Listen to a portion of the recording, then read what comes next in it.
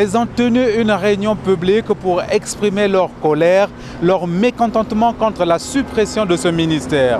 C'est un mépris, c'est une reculade, car le ministère de la Famille avait été créé au Gabon il y a plusieurs années suite à une longue lutte des femmes pour la défense de leurs droits. Dans un pays où les femmes représentent 52% de la population, plus de la moitié des électeurs, cette mise à l'écart des cercles de décision est inadmissible, ont-elles souligné dans une déclaration commune. Pour mener la contestation, ces femmes ont désigné une ancienne ministre de la Famille et ancienne secrétaire générale du parti au pouvoir, Victoire Lasseni-Dubos.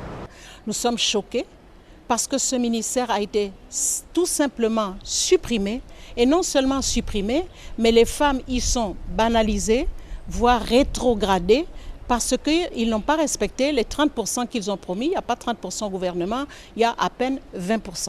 Alors les femmes ne comprennent pas ce qui s'est passé. La dernière fois, au Conseil des ministres du 23 mai 2019, donc vous voyez que ça ne fait pas un mois, ils ont décidé de se pencher sur la résolution 1325, qui est à l'origine de la création donc, de ce ministère. Ils ont décidé de se pencher là-dessus pour qu'enfin on puisse sortir un plan d'action national.